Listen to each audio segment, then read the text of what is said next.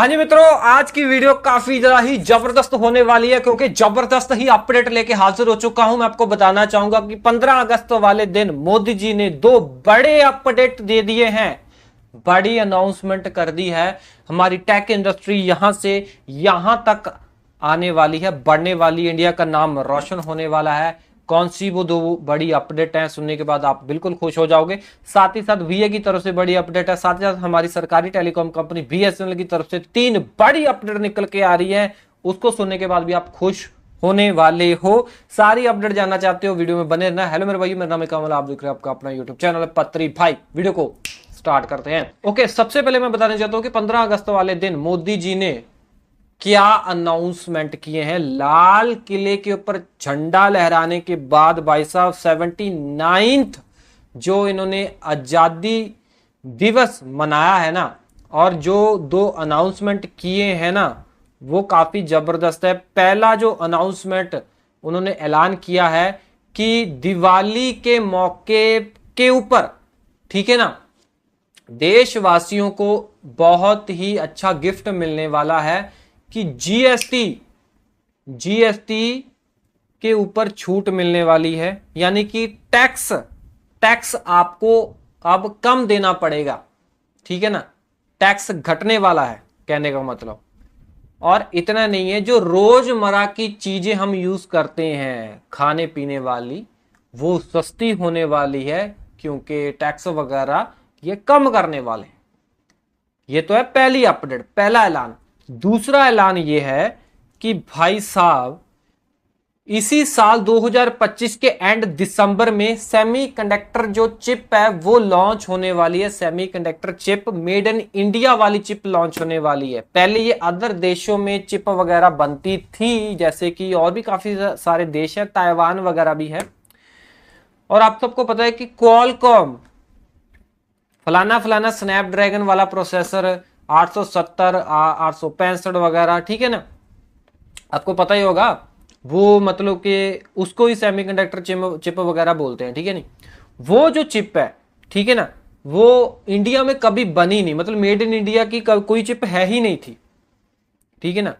और जो हम लैपटॉप के अंदर, पीसी के अंदर जो चिप यूज करते हैं या प्रोसेसर यूज करते हैं, i5 हो गया, ठीक है ना, i5 फलाना फलाना जनरेशन, i7 i3 हो गया ना, ठीक है। सो वैसे ही कुछ चिप्स जो है, वैसी जो है कुछ चिप जो है वो इंडिया के अंदर मेड इन इंडिया वाली चिप लॉन्च होने वाली है, जो कि हम स्मार्टफोनों के अंदर बहुत जल्द यूज करने वाले हैं। मेड इन इंडिया वाली चिप प्रोसेसर यूज करने वाले हैं जो लैपटॉप में यूज होते हैं, ठीक है ना। सो 4 बड़े प्रोजेक्ट जो है, 4 प्रोजेक्ट को तो भाई साहब हरी झंडी मिल गई है। टोटल 6 प्रोजेक्ट हैं, 4 प्रोजेक्ट मतलब कि 4 तो आपको चिप देखने को मिलेगी मोबाइलों के लिए, लैपटॉप पीसी के लिए, मोबाइलों के लिए, लैपटॉप या फिर पीसी के लिए, और हमारे एलईडी में चिप वगैरह डलती वो भी, ठीक है। लगभग 4 चिप आपको देखने को मिलेगी, ठीक है जी। क्योंकि भाई साहब ये जो चिप बनाने का जो कार्यक्रम है ये बहुत पहले शुरू हुआ था इंडिया के अंदर, बट जहां पे ये चिप वगैरह बना रहे थे वहां पे आग वगैरह लगी थी पहले, तो उस सेटअप को दोबारा सेट करने में इनको काफी टाइम लग गया, इसलिए हमारा देश काफी पीछे रह गया सेमीकंडक्टर जो है मशीन लगाने में या चिप बनाने में, ठीक है जी। इसलिए बाकी देश काफी आगे निकल गए, ताइवान वगैरह और भी काफी सारे देश, ठीक है ना। और इन्होंने लगभग 4600 करोड़ रुपए खर्चा किया है इस प्रोजेक्ट को बनाने में, ठीक है जी। और चिप वगैरह आने वाली है बहुत ही जल्द।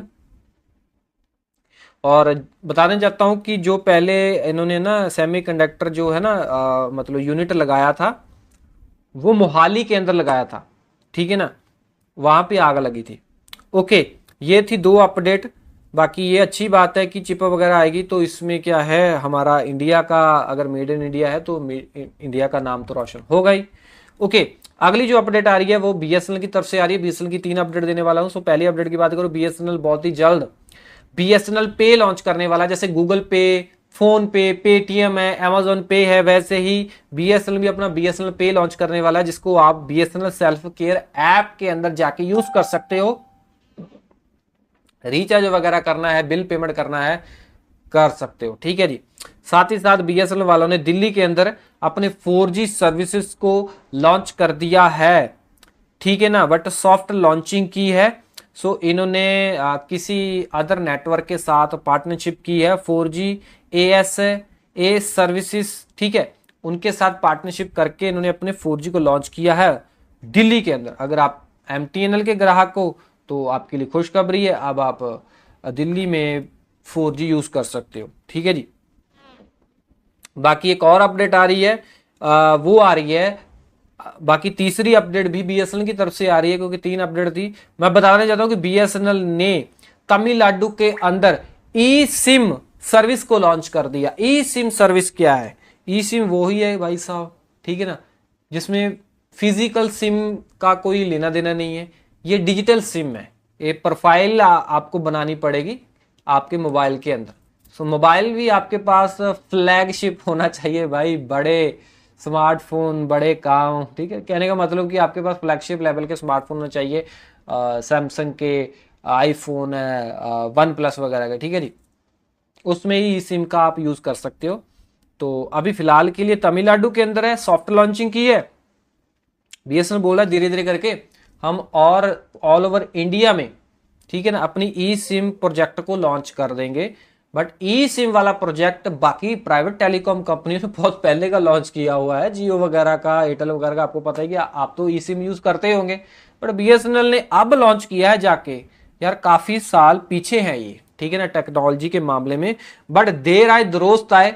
अगर आप तमिलनाडु के अंदर रहते हो तो आपको एक प्रूफ, आईडी प्रूफ लेके जाना है, और आपके पास ई सिम कंपेटेबल वाला स्मार्टफोन होना चाहिए, वो लेके जाना है, केवाईसी वगैरह करेंगे, ठीक है जी, प्रोफाइल वगैरह डाउनलोड करके देंगे, क्यूआर कोड वगैरह बना के देंगे, ठीक है, वहाँ पे आपका जो ई सिम आप अपने फ्लैगशिप फ़ोन में यूज़ कर सकते हो। ठीक है जी। चाहे आप नए ग्राहक बनना चाहते हो तब भी वहाँ पे जाके सीधी ही ई सिम यूज़ कर सकते हो। अगर नए नहीं हो तो पुराने हो तो पुरानी सिम को, प्लास्टिक वाली सिम में, ठीक है जी, उसको, उससे आप ई सिम में जाना चाहते हो तब भी आपको इनके दफ्तर में ही जाना पड़ेगा, कहने का मतलब। अगली जो अपडेट आ रही है वो वीआई से आ रही है। वीआई फाइनेंशियल ईयर 26 क्वार्टर 1 की रिपोर्ट आई है। और एक चीज और बताने चाहता हूँ, वीआई ने आगरा के अंदर अपने 5G को लॉन्च कर दिया है। सो ये लॉन्च तो कर रहे हैं धीरे धीरे, बट भाई साहब इनके क्वार्टर 1 की रिपोर्ट जो वीआई ने हमें दी है वो बहुत ही अच्छी नहीं है, क्योंकि क्वार्टर 1 के अंदर इन्होंने 6,608 करोड़ रुपए का घाटा खाया है। पिछले क्वार्टर के अंदर 6,432 करोड़ का घाटा खाया था, और आमदन इनकी बढ़ नहीं रही है, 11,022 करोड़ ही इनकी आमदन है, जो पहले थी अब भी उतनी है। और इनका एवरेज रेवेन्यू पर यूजर पहले 175 था, इस क्वार्टर के अंदर 177 हो गया, मतलब 2 रुपए इनका जो एवरेज रेवेन्यू पर यूजर बढ़ा है, जो कि बहुत अच्छा नहीं है बाकी टेलीकॉम कंपनियों से। सो इतना नहीं है, इनके पास 4G एंड 5G ग्राहक जो हैं पहले 126 थे मिलियन थे, अब 127.4 मिलियन हो चुके हैं, थोड़े से बड़े हैं। बट अगर टोटल ग्राहक की बात करें, 4G की, 5G की, 3G की, 2G की, सब ग्राहकों को मिलाएं तो इनके पास 197.7 मिलियन ग्राहक हैं।